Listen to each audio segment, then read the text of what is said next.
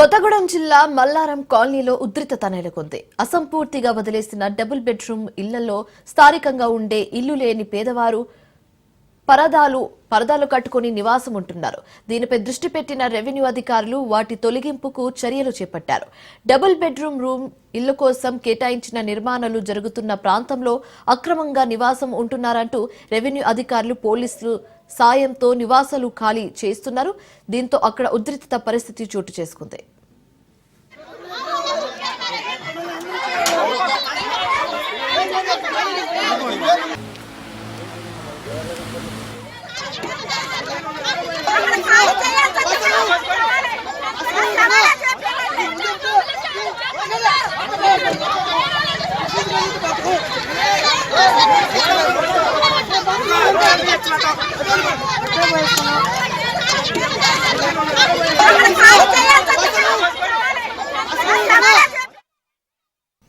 అధికారుల తీరుతో మండిపడ్డ పేద జనం ఒంటిపై డీజిల్ పెట్రోల్ పోసుకుని ఆందోళన చేపట్టారు. మరికొందరు ఎమ్మెల్యే వచ్చి కాపాడాలంటూ బోరున విలపించారు. పోలీసులు తమ ప్రతాపం చూపించారంటూ బాధితులు ఆవేదన వ్యక్తం చేస్తున్నారు. సామరస్యంగా పరిష్కరించాల్సిన విషయంపై స్థానిక పోలీసులు రెవెన్యూ అధికారులు అతి ఉత్సాహం ప్రదర్శించారని విమర్శిస్తున్నారు. నివాసాలు ఖాళీ చేయించి అక్రమదారులందరినీ వ్యాన్లో పోలీస్ స్టేషన్ కు తరలించారు.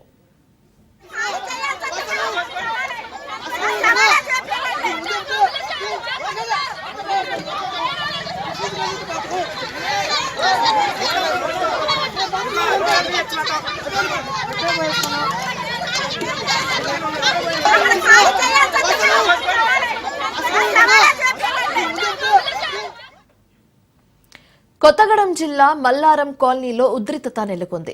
అసంపూర్తిగా వదిలేసిన డబుల్ బెడ్రూమ్ ఇళ్లలో స్థానికంగా ఉండే ఇల్లు లేని పేదవారు పరదాలు కట్టుకుని నివాసంగా ఉంటున్నారు. దీనిపై దృష్టి పెట్టిన రెవెన్యూ అధికారులు వాటి తొలగింపులకు చర్యలు చేపట్టారు. డబుల్ బెడ్రూమ్ ఇళ్ల కోసం కేటాయించి నిర్మాణాలు జరుగుతున్న ప్రాంతంలో అక్రమంగా నివాసం ఉంటున్నారంటూ రెవెన్యూ అధికారులు పోలీసులు సాయంతో నివాసాలు ఖాళీ చేస్తున్నారు. దీంతో అక్కడ ఉద్రిక్తత పరిస్థితి చోటు చేసుకుంది.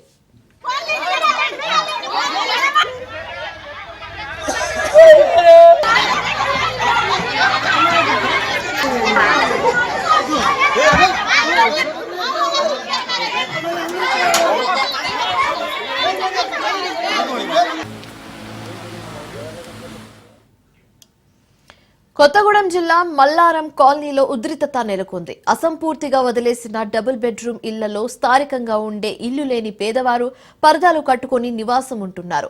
దీనిపై దృష్టి పెట్టిన రెవెన్యూ అధికారులు వాటి తొలగింపులకు చర్యలు చేపట్టారు.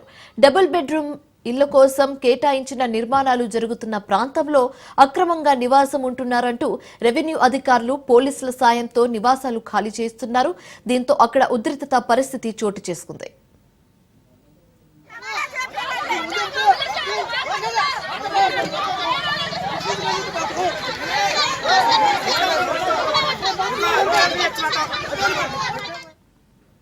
అధికారుల తీరుతో మండిపడ్డ పేద జనం ఒంటిపై డీజిల్ పెట్రోల్ పోసుకుని ఆందోళన చేపట్టారు. మరికొందరు ఎమ్మెల్యే వచ్చి కాపాడాలు అంటూ బోరున విలపించారు. పోలీసులు తమ ప్రతాపం చూపించారంటూ బాధితులు ఆవేదన వ్యక్తం చేస్తున్నారు. సామరస్యంగా పరిష్కరించాల్సిన విషయంపై స్థానిక పోలీసులు రెవెన్యూ అధికారులు అతి ఉత్సాహం ప్రదర్శించారని విమర్శిస్తున్నారు. నివాసాలు ఖాళీ చేయించి అక్రమదారులందరినీ వ్యాన్లో పోలీస్ స్టేషన్ కు తరలించారు.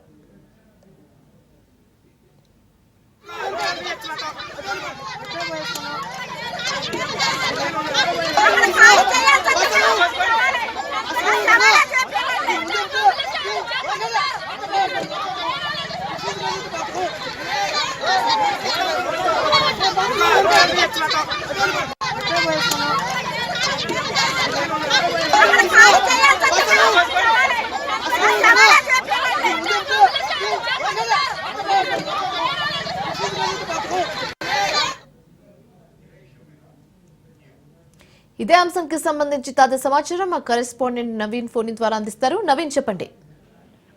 రైట్ అని గత ప్రభుత్వ హయాంలో పేదల కోసం నిర్మించినటువంటి డబుల్ బెడ్రూమ్ ఇళ్లు కేవలం నిర్మాణం మాత్రమే అనేక ప్రాంతాల్లో జరిగి కేటాయింపులు జరగకపోవడంతో వాటిని పేదలు ఆక్రమించుకొని వాటిలో స్థిరంగా అంటే నివాసాలు ఏర్పరచుకుంటున్న పరిస్థితి అనేక ప్రాంతాల్లో చోటు చేసుకుంది. అదేవిధంగా భద్రాద్రి జిల్లాలో కూడా నిర్మించినటువంటి అనేక ఇళ్లలో కూడా ఇదే పరిస్థితి నెలకొన్న నేపథ్యంలో ఈ రోజు అశ్వారావుపేట నియోజకవర్గంలోని కల్పేట మండలం మల్లారం వద్ద ఈ డబుల్ బెడ్రూమ్ ఇళ్ల విషయంలోనే ఒక ఉద్రిక్త పరిస్థితి అయితే నెలకొన్నట్లుగా కూడా చూడొచ్చు. అయితే అక్కడ ఏదైతే మల్లారంలో బేస్మెంట్ లెవెల్లో పనులు ఆపేసినటువంటి డబుల్ బెడ్ ఇళ్లలోకి అక్కడ ఉన్నటువంటి కొంతమంది పేదలు వాటిని ఆక్రమించుకొని వాటిలో అక్కడ అంటే ఒక నివాసాన్ని ఏర్పరచుకొని ఆ ఇళ్లలో అయితే గత కొంతకాలంగా నివసిస్తున్నట్లుగా అయితే మనకు సమాచారం అందుతుంది.